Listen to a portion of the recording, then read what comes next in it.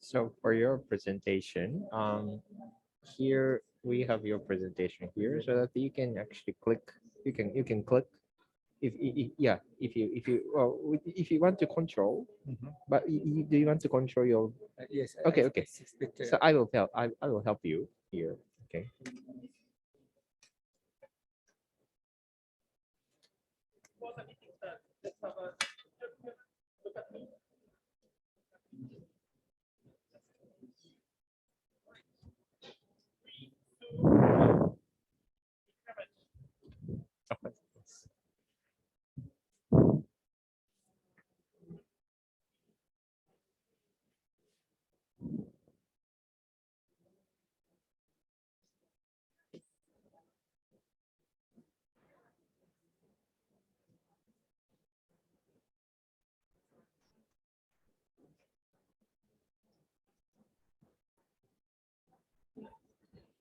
初めのアナウンスってもう私から始めちゃう。いいかな。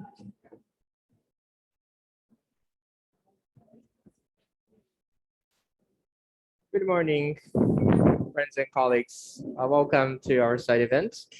My name is Makoto Kato from Overseas Environmental Cooperation Center, Japan. Now, this is the first week of the first day of the second week of the COP meeting, so that the negotiation in the first week was very intensified, and then it's been a very exciting moment.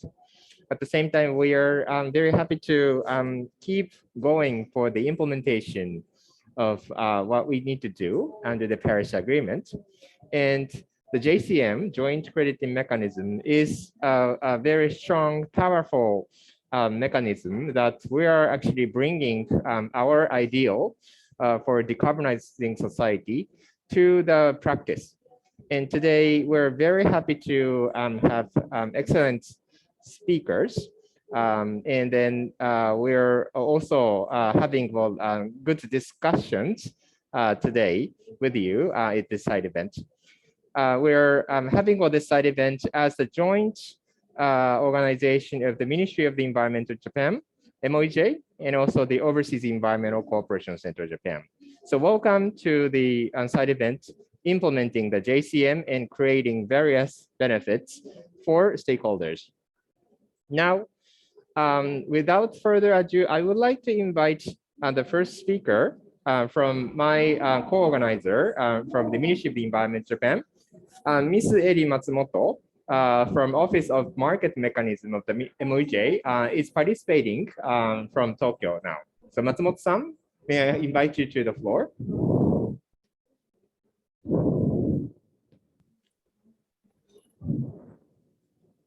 Hello, can you hear me?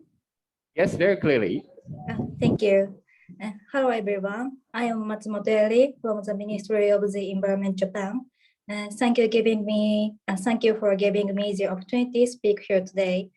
I hope you're doing well despite this ongoing global pandemic. Today, I'd like to talk about the Joint Crediting Mechanism, JCM, and its expansion. Next slide, please. Thank you. Before introducing the JCM, let me briefly explain the current Japanese law on global warming. Japan has a law called the Act on Promotion of Global Warming Countermeasures. The plan for global warming countermeasures was established under this law. It was unanimously adopted by cabinet decision, and it defines Japan's emission reduction target for fiscal year 2030 and Japan's NDC. Japan aims to reduce its greenhouse gas GHG emissions by 46% in fiscal year 2030 from its fiscal year 2013 levels, setting an ambitious target which is aligned with the long-term goal of achieving net zero by 2050. Furthermore, Japan will continue strenuous efforts in its challenge to meet the lofty goal of cutting its emission by 50%. With regard to JCM, Japan aims for cumulative GHG emission reduction about 100 million tons of CO2 through public-private partnerships. Next, I will explain about the JCM in detail. Next slide, please. This is the basic concept of the JCM. Carbon market mechanisms, including the JCM, were defined under Article 6 of the Paris Agreement. In addition to reducing GHG emissions, such market mechanisms will also ensure partner countries' sustainable development. Under the JCM, Japan supports JCM partner countries by providing advanced decarbonizing technologies. With governmental support, companies from both Japan and partner countries will jointly implement projects to reduce GHG emissions. Credit resulting from GHG emission reductions and removals will be shared among the participating countries. The JCM also contributes to achieving Japan and partner countries' NDC emission reduction target in line with Article 6 of the Paris Agreement. Next, please. Here are some concrete examples of JCM projects. A variety of decarbonizing technologies are being provided in line with partner countries' needs. Also, Japan supports the entire process of measurement, reporting, and verification (MRV) of GHG emission reduction in a quantitative manner, along with forming a joint committee with partner countries. Next, please. This slide shows over 17 JCM partner countries, and many more are expected to join in the near future. Next, please. This is the latest global overview of our JCM model project. As you can see, our JCM partners are mainly located close to Japan in the Indo-Pacific region. Since 2013, over 200 projects have been selected. Resulting total cumulative GHG emission reductions are estimated to reach around 20 million tons of CO2 by 2030. Next, please. This graph illustrates the various types of decarbonizing technologies supported by the JCM. Renewable energy and energy efficiency are gathering the most support. However, along with the expansion and development of the JCM, other areas have been emerging, such as waste management, transport, and so on. Next, please. As mentioned at the beginning, Japan is committed to achieving its 2030 GHG reduction target. Towards the reduction target, Ministry of the Environment will implement 4 actions to ensure favorable conditions for diverse and large-scale JCM projects. Next, I'm going to touch upon the financial support for the JCM. First, the support scheme is referred to as JCM model project. To put it simply, this scheme supports renewable energy or energy efficiency projects. This is by far the largest fund for projects under the JCM, and the budget for fiscal year 2021 is approximately $88 million USD. For this scheme, the Ministry of the Environment bears up to half of the investment cost when advanced decarbonizing technologies are installed by the international consortium. Once the consortium has installed a facility, CO2 emission reductions monitoring and reporting undergo a third-party review. Next, please. This financial support scheme for JCM is not only managed by the Japanese government, but also led by the Asian Development Bank, ADB. A trust fund has been set up at the ADB by Japan for the JCM. This fund provides financial support for ADB's financing projects. Next slide, please. Thank you. This slide shows our JCM F-gas model project. It is similar to other JCM model projects, but this financial support targets the recovery and removal of fluorocarbon GHG and supports the establishment of business schemes and transportation of F-gas, in addition to the installation of facilities. Next, I would like to present our collaboration with international organizations. Japan implements the JCM in collaboration with ADB, World Bank, and the United Nations Industrial Development Organization, UNIDO. With ADB, we are cooperating to share knowledge on Article 6 and evaluate contributions to the SDGs through JCM.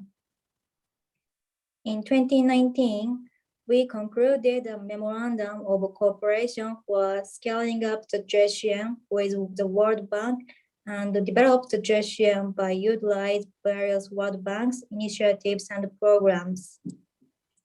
Also, we signed a joint declaration on environment cooperation with UNIDO in order to support JCM in 2020 and held a Japan UNIDO webinar in 2021. Next slide, please. As mentioned at the beginning, the JCM contributes to partner countries' sustainable development. In order to promote JCM's contribution to SDGs, we published a report analyzing the interlinkages between the JCM and the SDGs and evidencing the way in which JCM contributes to SDGs. Also, Japan developed the guidance on gender equality for the joint crediting mechanism with the aim of encouraging JCM project participants to take action towards gender equality. Further details were given by IGS and the GC colleagues in today's seminar. Next slide, please. Finally, I'd like to introduce the JCM Global Match. The JCM Global Match is a business matching platform for JCM participants. About 600 people, mainly from JCM partner countries, are currently registered. It is now possible for participants to communicate directly on the platform through a dedicated chat room. Participants can advertise their business by setting up a profile and sharing their area of expertise. Previous settings such as exchanging opportunities and contact details remain available. We look forward to your registration to our platform. You might find your future business partner. That's all. Thank you very much for your kind attention and time. Thank you very much, Matsumoto-san.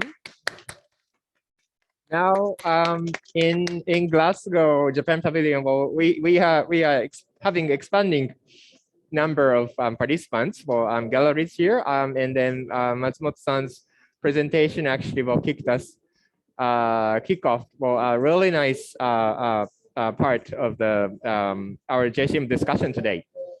And indeed, for after the start of the scheme, well, now it's really growing in a dynamic ways, quantitatively, or because it's now the part of Japan's NDC plan for NDC implementation. So that is one thing we see JCM as a more important role than ever. But also for the support schemes and also promotion mechanism, promotion programs for the government of Japan in partnership with partner countries as well as partner organizations. So I think it's really enriched in this regard. So Matsumoto-san's presentation actually walked us through how the programs are actually inviting us to move forward for the scaling up of the JCM and also greenhouse gas mitigation. Thank you very much, Matsumoto-san. Now, I would like to move on to the next speaker. Next speaker is Mr. Wataru Toze, researcher of the Overseas Environmental Cooperation Center, Japan. He's going to introduce the various benefits created by the JCM. Toze-san, please. Thank you so much for introducing me, Kato-san. My name is Wataru Toze, researcher from the Overseas Environmental Cooperation Center, Japan. I'm glad to be here to introduce various benefits by JCM with these speakers and speakers from Tokyo and speakers from Vietnam. I am explaining about various benefits by the JCM for following presenters. Next slide, please. At first, I am explaining about the overviews of various benefits by the JCM. The use of carbon market mechanisms, including the joint credit mechanisms, is articulated under Article 6 of the Paris Agreement. The JCM is being developed and implemented in accordance with requirement of Article 6.2. The implementation of JCM not only contributes to Japan's GHG emission reduction target, but also could contribute to Japan and partner countries' NDC. JCM also creates co-benefits and contributes to the achievement of SDGs, which is also aimed to be achieved by 2030. Next, I would like to explain about 3 benefits by the JCM. At first, facilitating diffusion of leading decarbonization technologies. And second, contribution to NDCs. And third, contribution to SDGs. As to first point, the introduction of leading decarbonization technologies can contribute to the sustainable development in partner countries, with taking balance between climate targets and development in partner countries. In addition, spillover effect can be also expected by the diffusion of these technologies. To help this contribution, the Ministry of the Environment Japan is conducting financing program for JCM model project, which contributes to the introduction of leading decarbonization technologies, while reducing the burden on partner countries. And in addition, the city-to-city collaboration program for low carbon society, including the JCM project, which contributes to realization of the comprehensive decarbonized society by transferring experiments and technologies in Japan to partner countries. As to second point, GHG emission reduction or removal through the mitigation action implemented in partner countries by the JCM was issued as JCM credit and allocated to Japan and partner countries. JCM credits can be utilized to achieve NDC target of Japan and partner countries.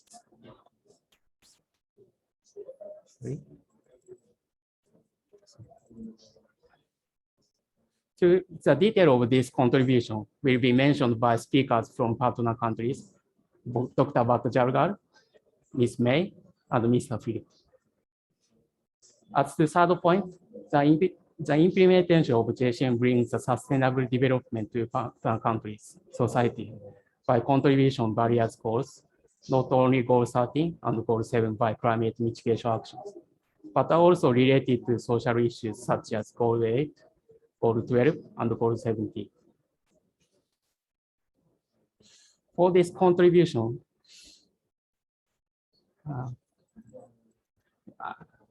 I just analyzed the contribution of JCM project to the achievement of SDGs. Such good practices which have been high contribution to achieving SDGs also exist in partner countries.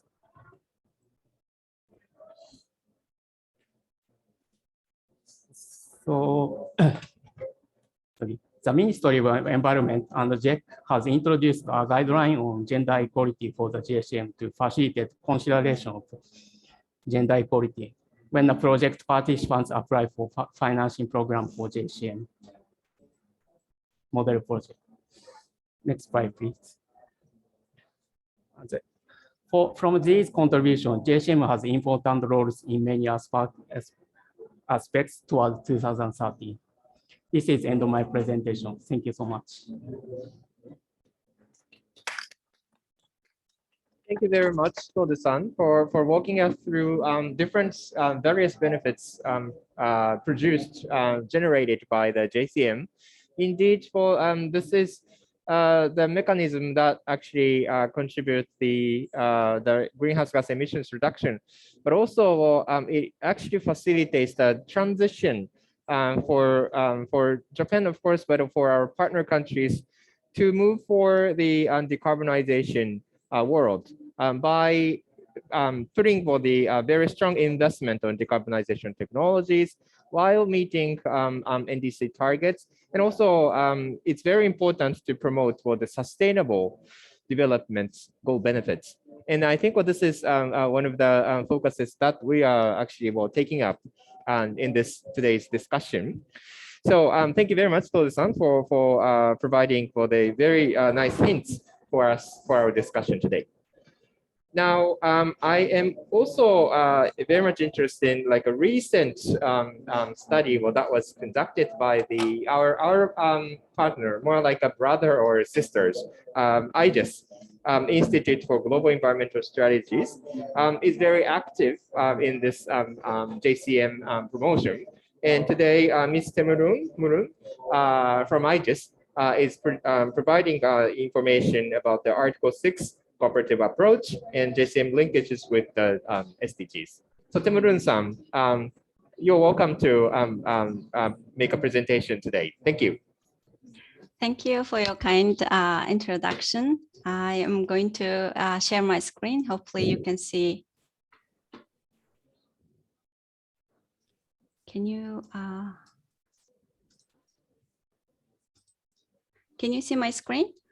Yes, Thank I you. can see.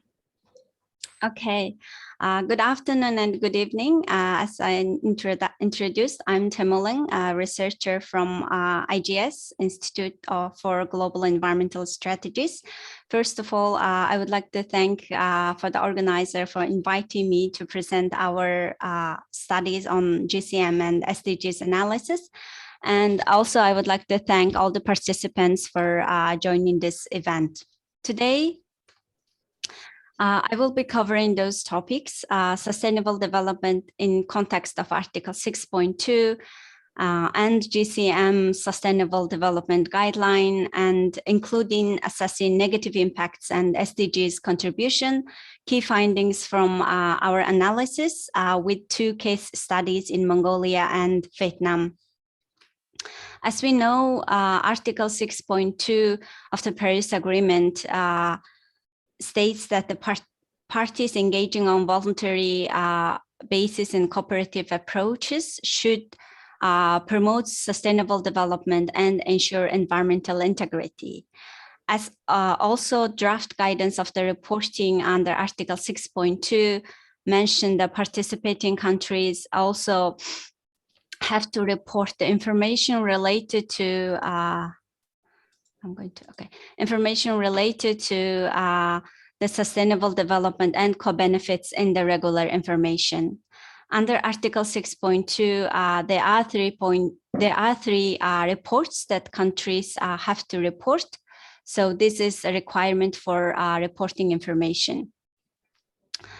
So here, as we know that JCM is being implemented under Article 6.2, sustainable development is actually recognized as an important aspect to consider in project development, since it was mentioned to contribute to sustainable development of the partner countries. As of today, there is Indonesia and Mongolia have adopted sustainable guideline under the JCM, and the guideline here consists two parts. First is to prevent any negative impacts, focusing on environmental and social impacts. The second one is contributing to the SDGs in the partner countries, which is positive impact. I will briefly explain the first one and move into the second part. First one is to prevent negative impact on environment and local community. Project participants have to identify and develop action plan, sustainable development action plan, to prevent any negative impacts during the project implementation. If they have identified any, they have to submit sustainable development report to address those impacts. And those assessment impact category, there are 8 categories. First one is domestic policy alignment, environmental impact assessment, pollution control, safety and health, natural environment and biodiversity, economy, social environment and community participation, and technology development. So second part of the SD guideline is to contributing the SDGs in the partner countries. As of today, this is adopted by the SD guideline in Mongolia, and to identify positive impacts during the project implementation, which is JCM contribution to the SDGs in the partner countries. And in IGS, we focus only on the analyzing those positive impacts, how JCM contributes to SDGs by identifying the linkages between the projects and the goals and targets of the SDGs. Now, I would like to move on to our analysis. And we started this analysis, first of all, to support project participants to design the JCM project to contribute the SDGs from the beginning of the project planning and developing stages early. The second, we thought it would facilitate partner countries to maximize the JCM potentials beyond GHG emission reduction. And in our first publication, we developed qualitative and quantitative indicators for the JCM. Then it can measure its progress toward achieving each goals and targets of the SDGs. And the second publication, we developed the guidance for the private sector for enabling them to analyze their own projects' linkages with the SDGs and to consider it for future project development.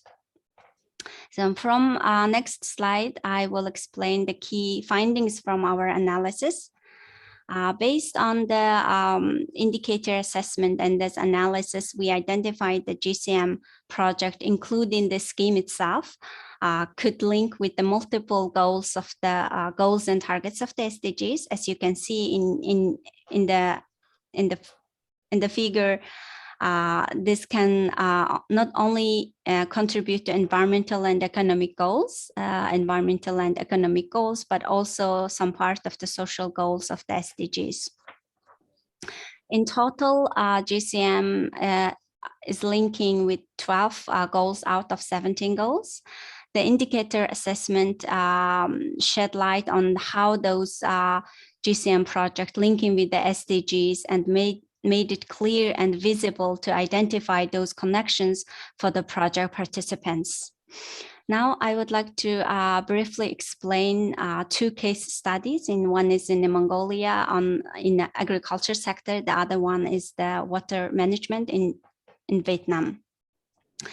And the project, this project is a solar farm developed in Mongolia, and the population of the capital city of Mongolia has been increasing, as well as air pollution in the winter season due to burning raw coal. Therefore, the city needs to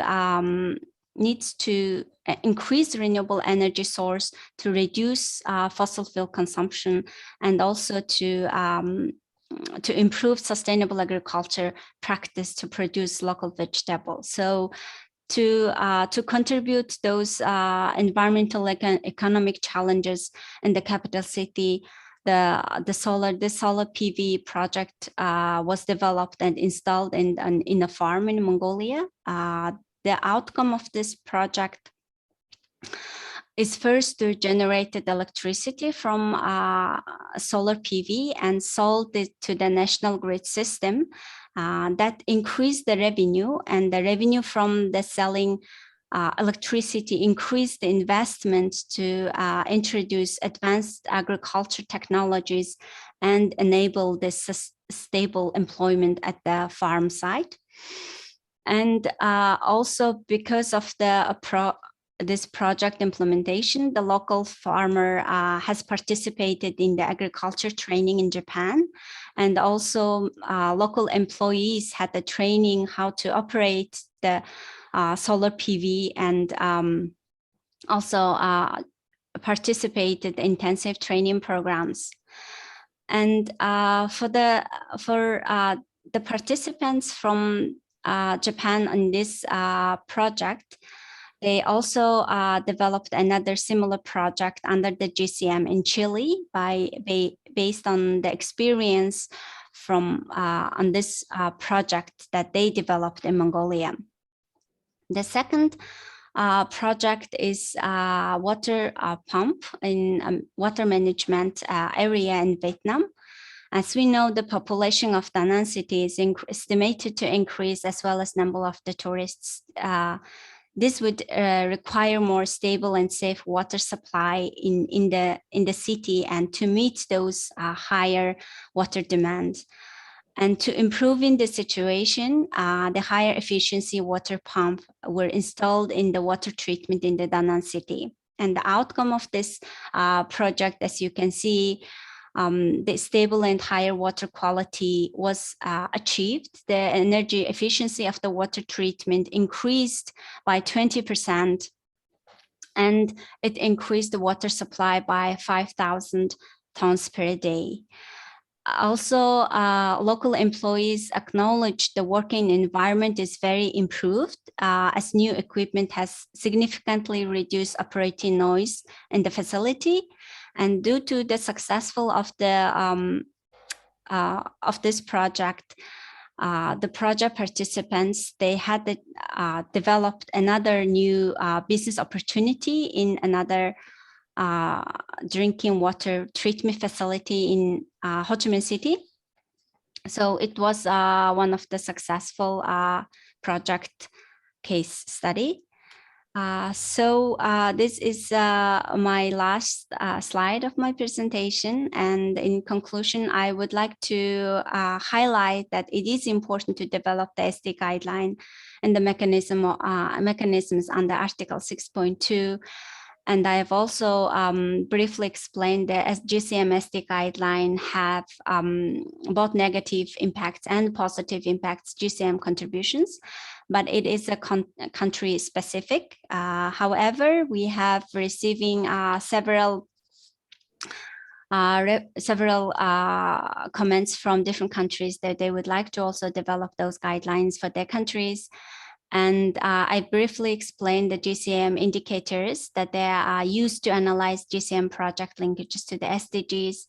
And in total, based on our analysis, we see that JCM project linked with the 12 goals of the SDGs, including the agriculture and water management area. And these analysis would allow to design and plan projects from SDGs perspective in the early stage for both project participants and also partner countries. And we think this would also help partner countries to see potential sectors and technologies to enhance their SDGs achievement. And thank you very much for your attention. This is the end of my presentation, and please see the annex if necessary. Thank you. Thank you very much, Mr. Maroon, for your great presentation. Let us give applause for her. Indeed, for the Sustainable Development aspect, it's very important. And you have selected nice example cases from your rich portfolio of JCM project actually being implemented in our partner countries. So congratulations for your presentation. I am also inviting another friend of mine from the Global Environmental Center Foundation, Ms. Ishihara. Global Environmental Center Foundation, or JEC, is the entity or organization which is actually managing the finance, JCM finance for the Ministry of the Environment.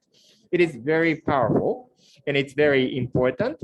And also it is now considering very positively about the SDGs from the management organization of JCM finance. And also our partner countries in Japan are very serious about the gender equality, which is also a very important aspect of the Sustainable Development Goals. So she's going to talk about the recent updates of the JCM model projects, as well as the gender equality guideline that the JEC and the MOJ had introduced quite recently. So I would like to invite you to the floor. Thank you very much. Thank you very much, Mr. Kato, for your nice introduction. Good morning to Glasgow. I am Masami Ishihara of Global Environment Center Foundation, or JEC. Let me share my screen first. Let's see.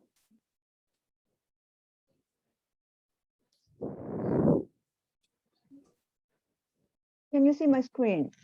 Yes, it's on it. Okay. We act as an implementing organization for the financing program of the JCM model project.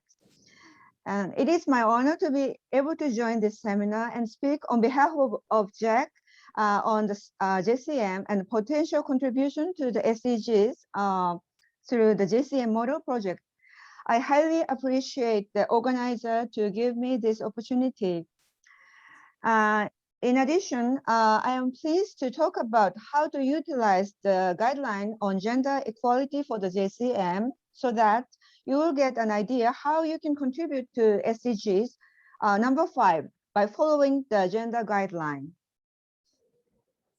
First of all, I'd like to briefly explain about the joint crediting mechanism. Many of you probably heard of the mechanism, but it started in January 2013. The basic concept of the mechanism is to facilitate the diffusion of advanced decarbonizing technologies, products, systems, services, and infrastructure to the developing countries. At the same time, it is also aiming to implement the mitigation actions and contribute to the sustainable development in those countries. It also aims to appropriately evaluate Japan's contribution to greenhouse gas emission reductions or removals in a quantitative manner and to use them to achieve Japan and partner country NDC emission reduction targets. As of October 29, 2021, which is this year, 194 JCM model projects in 17 partner countries are implemented or being implemented. The colored dot at the bottom here represents the number and the technological areas of the project implemented in each country. This slide shows an outline of the JCM financial program for the JCM model projects in fiscal year 2021. The total budget was about $83 million. We opened a call for the proposal on April 7th, which was to continue till the end of October. However, as we received many excellent proposals in the early stage, we closed the application acceptance before October. We will probably be able to open the next call in next April 2022, but nothing has been decided yet at this moment. We will announce the detailed information on our website as soon as it gets available. JCM model project has a large potential to contribute to the sustainable development for the partner countries. When you implement a project, it is divided into 4 different stages as it evolves, namely planning, implementation, operation, and decommission. As you can see on this slide, there are blue bars on the upper part and the gray bars on the lower part. The blue bars imply potential areas of SDGs contribution, particularly by the renewable energy project. This slide is particularly made for the renewable energy project. And the gray bars, however, imply potential areas of contribution, which is common to all the JCM model projects. Likewise, we developed similar illustration by different technological categories to visually explain potential areas of contribution of SDGs through the JCM model projects. The materials are available on our website. Now I would like to touch upon the guideline on the gender equality for the JCM.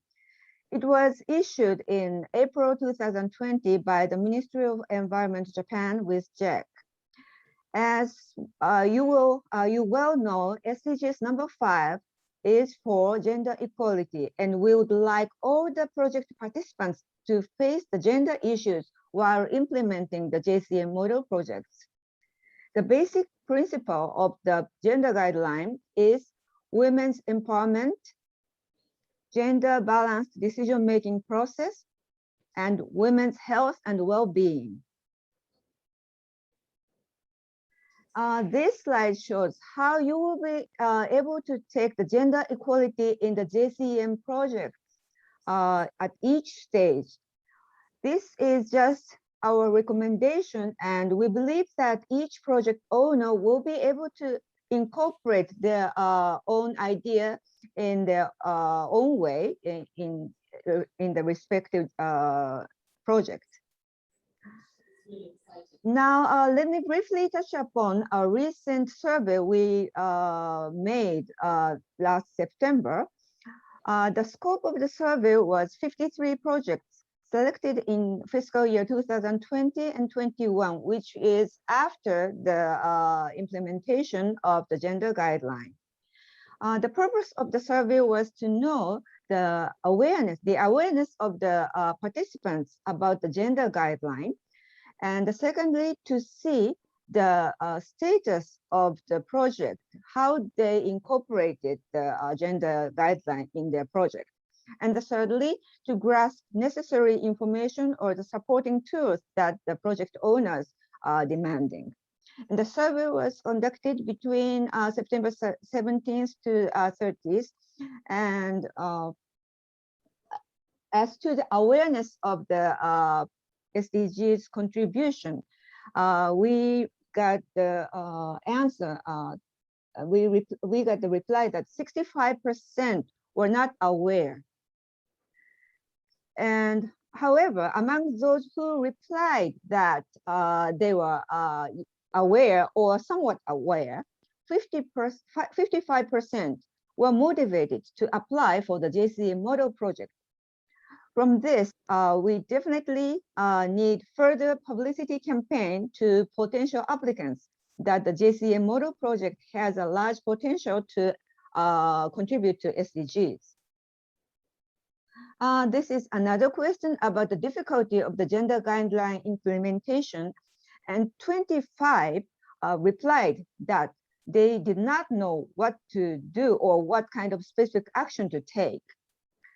So we definitely need to provide them with good examples or role model projects so that they will get more specific idea about the action to take. Let me skip these for the time limitation. We would like to share one excellent example today on the JCM, about the JCM model project. This project was implemented in Cambodia. The selected year was 2015. The representative participant is Minebea Mitsumi, Inc. And the partner participants in Cambodia are OCIC, Siem Reap Provincial Hall, and Apsara. Currently, about 6,000 employees are working in their factory. The factory produces LED lights as well as other products which are exported to overseas as made in Cambodia products. This helps Cambodia's economy greatly and was honored by the Samdech Prime Minister by his courtesy visit to the factory, as shown here. This is a Prime Minister's visit. And this project is actually started as an introduction of high efficient LED street light utilizing a wireless network. But this surely contributed to SDGs in many aspects. In this project, employees in the factory are provided with various training opportunities depending on the positions, from local language lessons to management training. There's no gender distinction in the training, and we consider these activities can contribute to SDGs number 4, quality education, as well as number 5, gender equality. This slide shows other areas of SDGs that this project is assumed to be contributing. There are two major categories of contribution area, which is environmental aspect and social aspect. For environment, this project introduced high efficient LED street lights with a centralized control system with wireless network. The dimming of the lights can also be controlled remotely, which helped energy saving of electricity. It has expandability to different smart solutions as well. As to social aspect, the smart LED street lights will actually increase to 18,293 units in different provinces by the end of this year, including the original units of 5,672. So it's going to be about triple. And additional 5,000 units of light will be installed in Siem. More lighting system introduction contributes to the expansion of infrastructure in Cambodia, which leads to the development of safe and smart city in surrounding area. By establishing the LED factory in Cambodia, it created many jobs in the community. So we can assume that this project has been contributing to SDGs number 7, 9, 11, 12, and 13.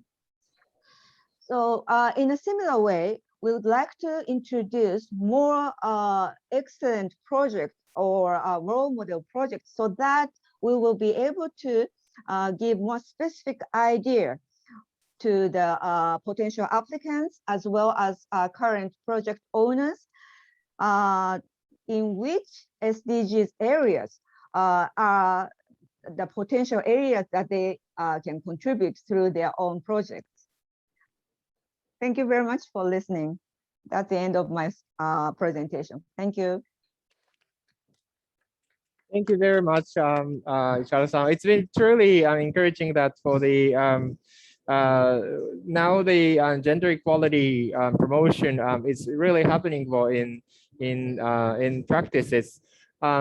What you have seen well on the screen for the result of the questionnaire, well, the first the top answer is like we don't know what to do about the gender equality promotion, but now with the Cambodian project, well, she clearly demonstrated for like one tangible case, and I think it is very important for us to also demonstrate by increasing well that kind of co-benefits. And also the gender equality promotional for projects in while reducing greenhouse gases. So thank you very much, Isara-san from JEC. Now I am inviting my partner from Mongolia, who is Mr. Bhatjargal. And Bhatjargal-san is here with me, and he's been also supporting for our activities for through the JCM and also other parts of the climate change. But now he is going to talk about the joint credit mechanism and its benefit for Mongolia. So please. Okay. Good morning, everyone, and thank you very much, Kato-san, for giving me the floor. And I would like to highlight some key elements of cooperation between the countries between GCM mechanism, using some slides prepared by the GCM Secretariat in Mongolia. Yeah, GCM, of course, as already Ms. Matsumoto-san noted that long history, and Mongolia as a first country which signed it to Japan MOU on GCM also had said something.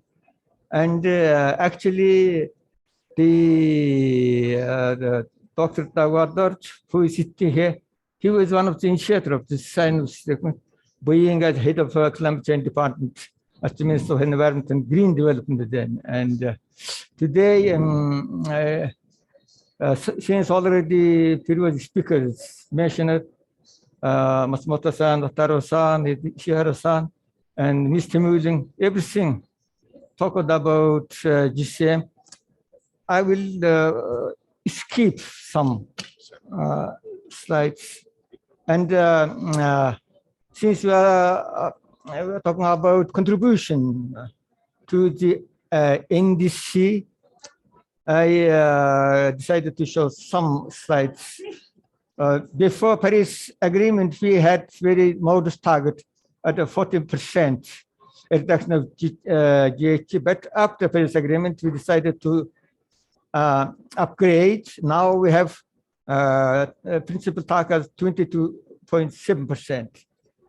And but if we can attract some partner to cooperate with us using some conditional mechanism, we can increase the target up to 27.2%. And what you can see, what different sector of Mongolia with agriculture, energy, industry, and can contribute to the reduction of GHG. And if we include not only emission, but also single removal of GHG, we can increase target up to 44%. And this one is conditional one, and the next slide. This one is already maximum what we today planning to reach. And next one, please. And the overall of GCM projects in Mongolia, what you can see the different GCM projects which are implementing in Mongolia, and on renewable energy sector, blue one, and energy efficiency projects, green one, please, next one. And contribution of every project in the reduction of GHG, you can see and totally, in average, annually, we can have around 47,000 tons of GHG reduction. And you see what credits covering all the GCM partner countries. And for time being, Mongolia is like second country which contributing to GCM, sharing credit with Japan. Next one, please. And most important projects are renewable energy projects. We already have 3 projects on use of solar energy to produce electricity in Mongolia, and it was very successful projects. And this slide already have been shown by Mr. Mullen, and I will skip this one. And then total contribution of JCM projects in respect of renewable energy today is around 38 megawatt. It is substantial contribution, around 16% of installed capacity of renewable energy. Next one, please. And just example about solar power plant in Dahan City. Next one. And this new solar power plant very close to International Airport, which recently opened. And next one, please. And about contribution to the SDG, already Ms. Timulan and also Ms. Ishara from GIEC mentioned it, and I will skip this one. And this project also in detail explained by Ms. Timulan, and on you can skip it. And all the JCM projects in Mongolia have some co-benefits, not only in reduction of GHG, but also in abatement of air pollution, for example. Just one small village in Mongolia, and every entity has own heating system, own chimney, and polluting air. Now we have one single more efficient heating system, and it is a substantial reduction of air pollution. Next one, please. And nowadays, some big companies like in Mongolia, and when they produce Coca-Cola, for example, you can see improvement of the production of steam using more modernized technology. Next one, please. And for us, it's very important not only just to increase the production of energy, electricity using renewable energy. For example, by 2030, we are planning 1.3 gigawatt. It means almost the same as today Mongolia is producing and using coal and so on. And efficiency is much more important. Okay. And all of them now somehow formulated as a roadmap. And we still not yet talking explicitly about net zero by mid of century, but we are trying to do something on that. Next one, please. And you see what recently just Prime Minister himself organized a big meeting on sustainable development. For the first time, he was talking very strongly on climate change. Mr. President also organized a special event just before COP26. He was participating in this COP and made very strong statement. It was first time since Paris, the head of state is participating in COP. And next one, please.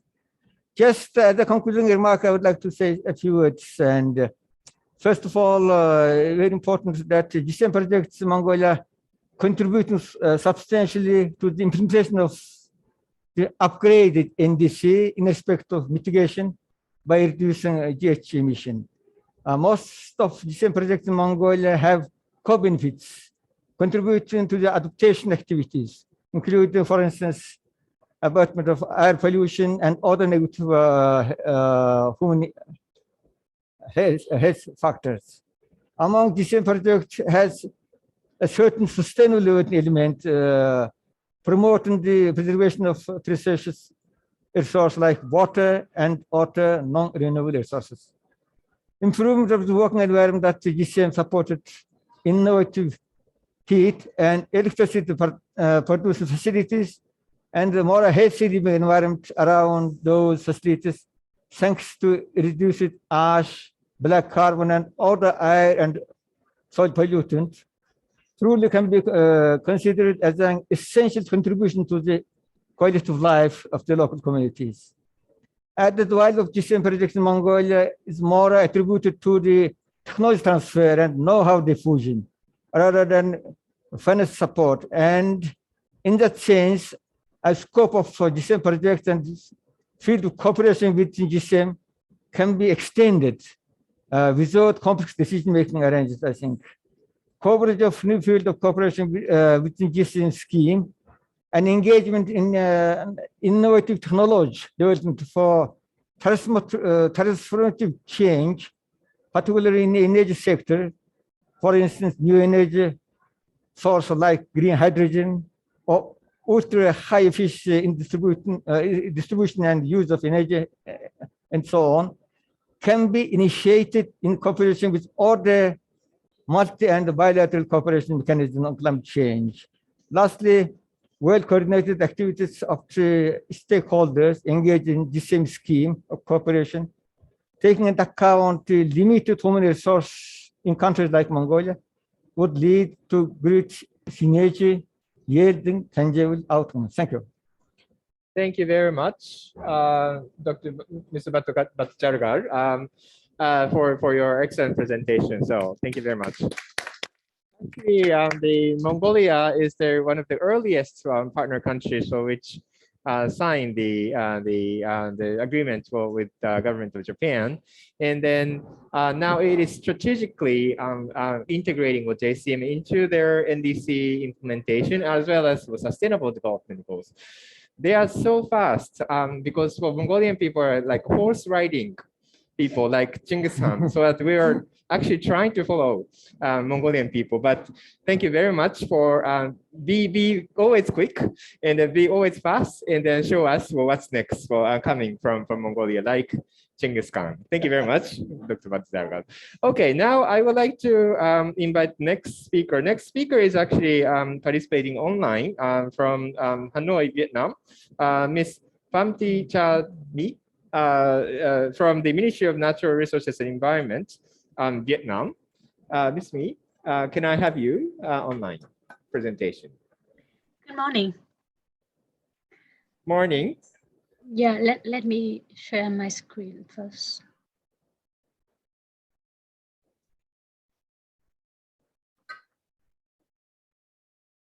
Can you see my screen? Yes, I can see you. See your screen.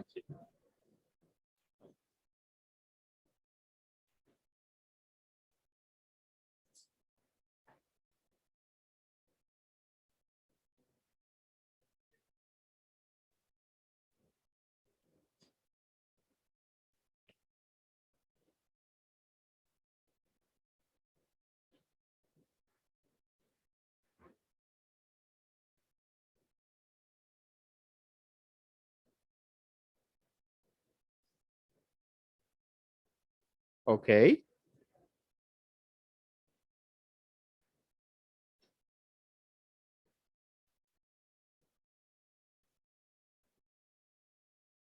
I cannot share my screen.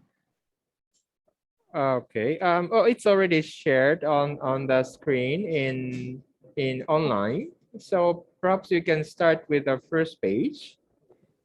Yes. Okay. Yeah. Good morning. Good morning. First of all, I thank you very much, the OECC, for having me join this event. And today I would like to share with you on the implementation of the JCM in Vietnam and its benefit in the past few years. And yeah.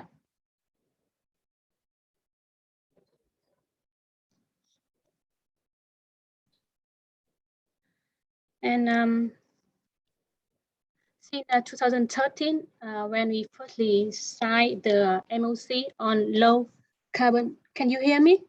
Sorry. Yes, I can. Yeah, yes, I can hear you.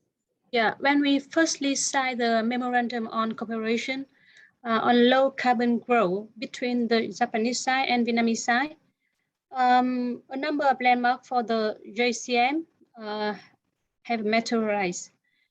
And in in 2017, the MOC between two sides was signed for the second time, marking the JCM mutual development in Vietnam, and also the cooperation between Japan and Vietnam in this particular field. And from that, there have been a number of projects successfully implemented and generating credits for both sides. But the most significant benefits is the transfer of low carbon technology from Japan to Vietnam, helping companies not only achieving the target on GHG emission reduction, but more importantly, improve the competitiveness of their production and operation.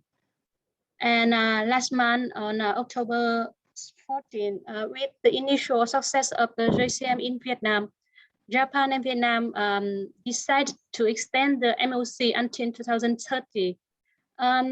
This time is upgrade side at governmental level, showing the further and stronger commitment between the government of Vietnam and the government of Japan in GHG emission reduction, in contributing to the global 2-degree target.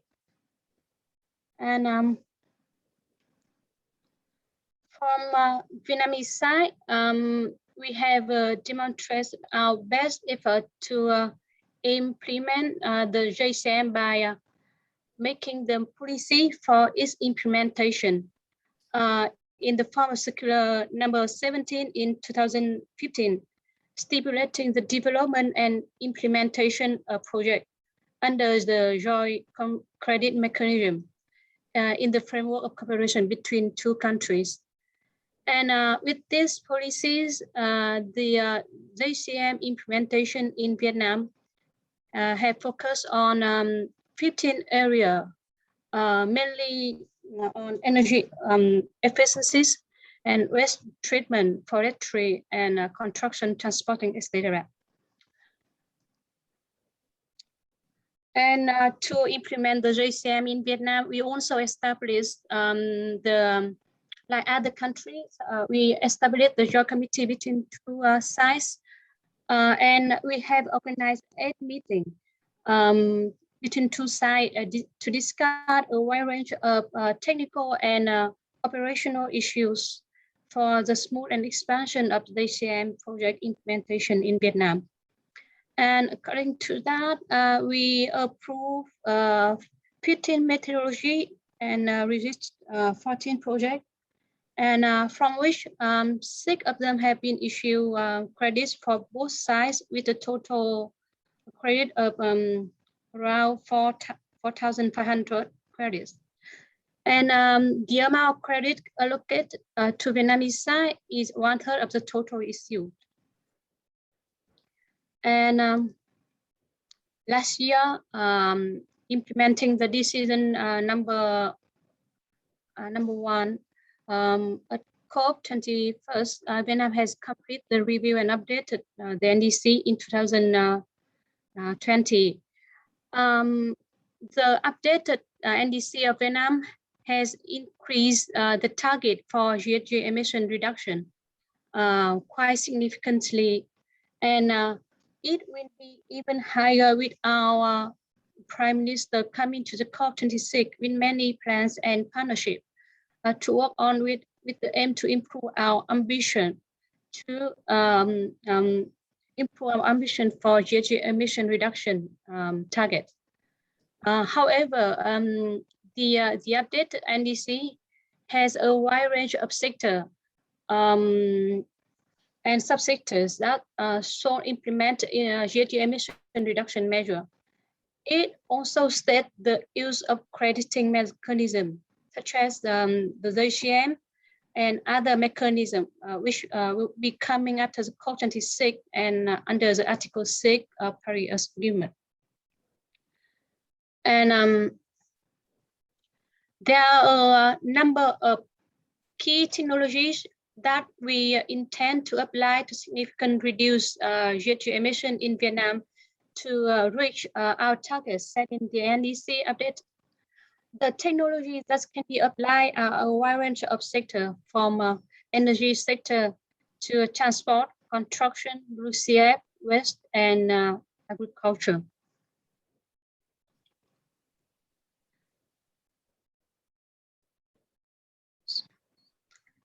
And for the core benefit of JCM in Vietnam, the new atmosphere of domestic effort to reduce GHG in Vietnam now has amplified the core benefit of JCM in Vietnam. There are, of course, various core benefits, including scaling up the use of clean energy, renewable energy, and improving energy efficiency in all industries. This has been reflected in our new power development plan, PPA, that will be a landmark for Vietnam in restructuring energy sector and will have a significant effect on the effort to reduce GHG emission. Secondly, have to lighten barriers to the introduction of low carbon technology. The barriers has been in the form of how the technology increase the advantages for private sector. And now with the JCM, such benefits have been clearly present. And support the transfer of climate sustainable low carbon technology to support sustainable economic growth. Japan has always been a big investor of Vietnam. And we believe that with the upscaling of the JCM, it will significantly support the strategy on climate change as well as green growth plan in Vietnam. And promote sustainable urban and transport development, management of land and forest use for carbon adoption. Another one is improving carbon pricing perception as a key tool to advance mitigation effort. The JCM has not been a carbon pricing instrument, but with this memorandum of cooperation signed recently, we think that the JCM has a front seat in the effort of Vietnam government to introduce carbon pricing instrument in Vietnam and strengthen the capacity on procedure for assessing investment capital from foreign fund in a simpler and easier manner. The last one, it promote regional and international cooperation and sharing of experience. And thank you for your kind attention. Thank you very much, Ms. Mi, for introducing the recent updates of the Vietnam's policy and the legal development. And I think it's a very exciting moment for the country that is actually has revised for the law on environmental protection, and now they're trying to actually bring for this very basic fundamental law into the implementation for them to actually move for the implementation of the NDCs. Oh, and I think I hope we can do a lot, as you mentioned, for the mobilizing for the JCM as kind of like a catalytic tool to bring for lots of benefits to Vietnam and for the decarbonization of the country. Thank you very much, Ms. Mi, for your nice presentation. Now I am inviting for my colleague from the government of Chile, Felipe Diaz, from the Ministry of Environment, Chile. He is also joining us for this event to introduce for Chilean perspective for the JCM and also the co-benefits, how we're going to bring this mechanism to maximize for your sustainable development. So Felipe, can I have you? Yes, thank you. Can you hear me? Yes. I think you cannot hear me very well. Okay, there we go. Thank you for your kind introduction. Ohayo gozaimasu to everybody. Thank you for having me here. I will give you just a small spoiler of what is going to be my presentation. My name is Felipe Diaz. I'm part of the Climate Change Office of the Ministry of the Environment in Chile. I'm also a negotiator here, particularly on transparency in the transparency agenda. Next slide, please. I think our previous colleagues have already told us that the multiple benefits that the JCM can bring to many countries. And I will try to talk about that at the very end, but for the meaning of the time, I will try to rush a little bit to get there, but I think we all are very clear. And in Chile, it's not it's the same case that we have until now. But what I want to show you today a little bit is about what we are doing in Chile, considering what is going to be the next step on market mechanisms. We are, as I will show you in a few, recognize the use of markets in the benefits of achieving and improving and being more ambitious in our NDC. So what we're doing right now as a state climate policy is to create and define all the instruments needed to later on, when we apply markets, we have all the benefits that can have, but also securing the environmental integrity, avoiding double accounting, and other, for example, just like you have mentioned in the previous presentation, to align with other agendas, particularly with the SDGs. Next slide, please. So basically, the first part and the most important part that I want to share with you is that in Chile, we are not having, we're trying to be as serious as we can be with climate action and climate policies. We're having a climate state policy, not a governmental one, not something that we will be changing every 4 years as our governments change, but something that has a long-term strategy. Next slide, please. So one of the first steps that we took is to work on a climate change framework law, which is, we created a project since 2018. And during the last year, we discussed this in the parliament. We got it approved in the Senate. Now it's being discussed by the next camera. And hopefully we have this approved as soon as possible. Because one of the main objectives that we define in this law, and that is going to be something that is going to be settled for Chile, is that we define the carbon neutrality by 2050.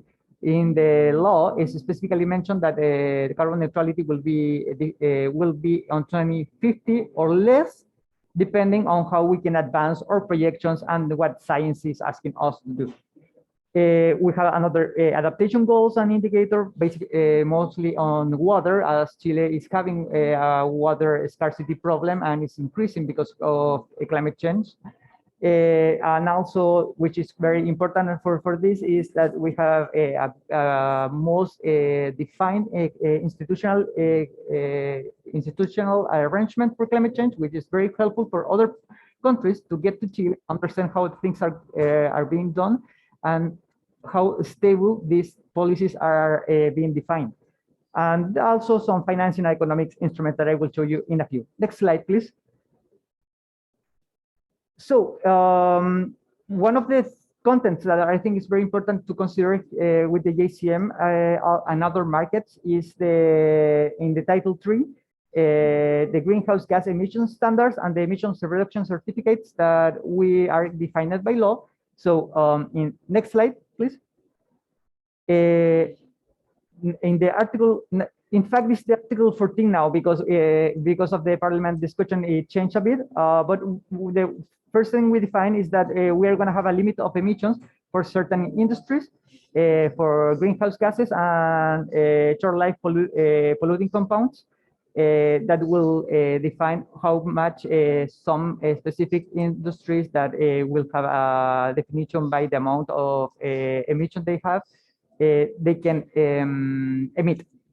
Next slide. And then the article now, the 15, will help us to have reduction certificates that will help us to try to advance in sectors that are not able to limit their reductions, and do something with other sectors that are able to even create some absorptions in their projects. But this greenhouse gases reduction needs, we will define by law and the regulations that they need to be additional, measurables, verifiable, permanent, and need to be aligned with the Sustainable Development Principles, which also will align with all Article 6 that is being now defined in a integral, environmental integrity and the doubly accounting issue. Next slide, please. So that's the climate change framework law. And the next thing is the update of the NDC that we updated on 2020. We changed from emission intensity mitigation commitment to a absolute emission that we want to reach 95 megatons CO2 equivalent by 2030. And we also have a carbon budget of 1,100 megatons of CO2 that covers the period of 2020 and 2030. We also recognize that, as the science says, it's not the same, the different paths that we can take to reach this level. So we also define that we will reach 2025 peak of emission to assure that we will start decreasing as soon as possible. It's important also to say that in our NDC, it has two very interesting points. This is our unconditional target, but it's also defined a conditional that depends on if we have some investment that are not linked by the government, and also if there are some advances in the technology we don't recognize. So in this conditional one, we commit also to try to reach a reduction of 45% of the reduction by 2030, just like the IPCC report 1.5 asked us to have. And the second important thing that I want to mention on the NDC is that we have a mitigation commitment, adaptation, a mixture of both, but also we created a social pillar in our commitment that defined, well, two things. One is a just transition strategy, that because we recognize that even all the things that we need to do needs to help all citizens in the country, not just a few of them, and we need to also look for the benefits of all of them in all the problems and benefits we can have.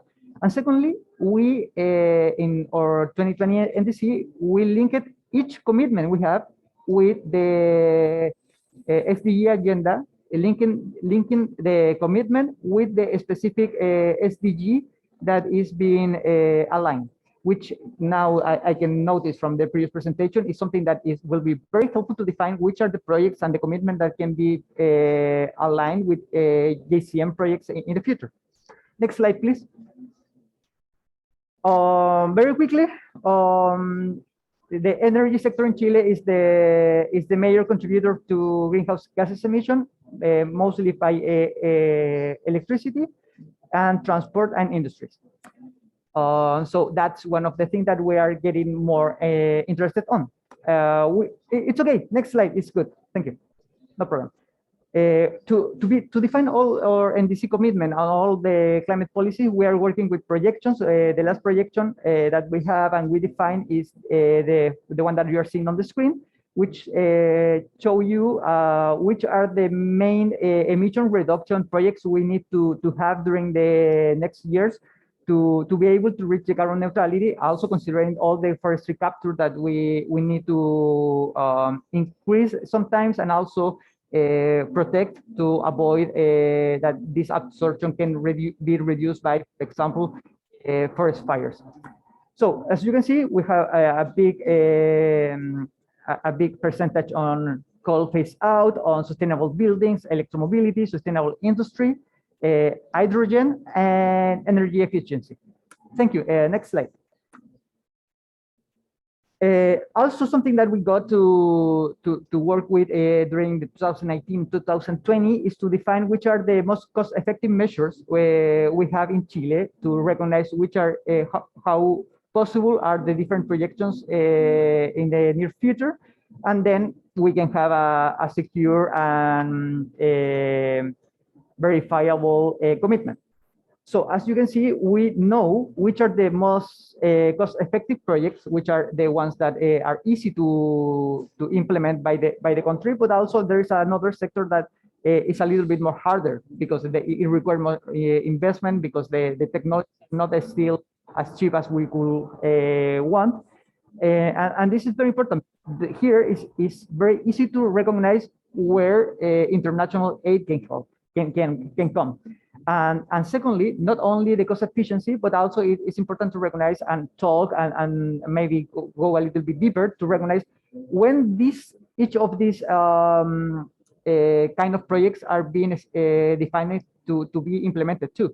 Because also we recognize as a market mechanism can help to implement projects that are more expensive that the country can pay. Also, we know that market can help to bring these projects from the future to a near future and have them implemented sooner. And with that, reach a peak of emission sooner too. Next slide, please. And finally, something that we presented the last week is our long-term climate strategy, which is the next step of all this state of climate policy, because we on our NDC, we defined it, which was our national carbon budget. But then what's next? How we know what are the specific and the responsibilities each sector of in Chile, and in this long-term strategy, we have all ministries in the country to define which are the commitments and which are the specific carbon budget that each sector we have to be able to recognize where are we doing it well and we are not. Next slide, please. The long-term study contains more than 400 transition goals that are based on science that has been discussed with the different sectoral ministers. And which is very important is that just like in the we learned that the usefulness that linking the climate agenda from Paris with the sustainable development agenda. So also each of these commitments are also linked with the ones from the SDGs. Next slide, please. Basically, something that is very important from the long-term strategy, we are there are 5 building blocks: the climate governance that comes from the climate change framework law, the cost effectiveness that is coming from the previous graph that I showed you, the nature-based solution. This is something that we want to increase because we recognize the multiple benefits we can have from that, giving even some adaptation actions coming from mitigation projects. The NDC social pillar that it makes the SDGs and the just transition with our commitments, and that everything of this needs to be science-based, noting that it's something that needs to be a base from where it comes, but also science at some point in the next few years, it says that we need to be more ambitious. It's something that we will have to do. And the law also gives us that opportunity to update our NDC and long-term strategy if that is needed. Next slide. This is just to show you that a little bit of what is the history and what the future that we want between 2020 2030. You can see the carbon budget. In 2025 is the peak that we want to reach, and then the rest of the trajectory that is reaching 65 megatons in 2050. Next slide. And this slide is just to remember that the NDC, as I mentioned before, recognize the role of the Article 6 of the Paris Agreement to be more ambitious and try to advance more quickly on the implementation of each of the projects that we need to reach carbon neutrality. Next slide. Finally, I wanted to show you a little bit about how the sectoral emissions were defined on the climate in the long-term strategy. As you can see, because of, I mentioned before, the most emission and intensive sectors are coming from the energy and the transport sector. Those two are the ones that have the hardest work, basically. Then it comes the mining ministry, which also it's using the energy, but it's well defined which are the kind of project that mining can do. And then agriculture, housing, health, and public work ministry that also have many projects that all of these can be checked on the long-term strategy, very specifically on the commitments and the actions that are committed. Next slide. So basically we have all of these bases, this ground well set to define the use of artificial mechanism or other market mechanisms, depending on how we advance on the negotiation. Next slide. And what we define on the NDC 2020 is a round table that it has a public and private instance where we are defining all the rules that we are going to have in the government to work with any kind of market. And this is something that we are working between the sectors, and we are bringing private actors to have them updated on how we are thinking this thing, because it's not just as something that we can just jump without having the final answer from Paris, from the negotiation. But we know already some things that we are not gonna move away, which is environmental integrity, avoiding double accounting, and promoting sustainable development. Next slide. A little bit of the same, so maybe I will try just to rush a bit. Next slide. Okay, here. So as a last slide, I wanted just to remind and show some of the projects that we have implemented. And talk a few. Well, first of all, I apologize because many of these projects I don't get involved in the past, but I have been working with a colleague from the Ministry of Environment, which both study in the same university, the Universidad Santa Maria, where the first project was implemented. Oh, so I will stop. Okay. I will wait a bit. Okay, I follow up. So finally, this project is reducing 500 tons of CO2 emissions every year. And one of the main things that have as a summary on this, we have discussed is that this kind of institution, academic institution or other private institution, have no possibility on invest of this kind of technology, and this helped to bring this up very soon on time. If we compare it with other projects that just now after 5 years, it's just being implemented. Next slide. I think that this is the last one. Yeah. Thank you. Thank you so much. Thank you very much. Okay. Amazing. Always about Chile. It's have so many things are happening on in your country, and I think you have shared the very structured efforts by the government and also the private sector of Chile. Thank you very much for your presentation.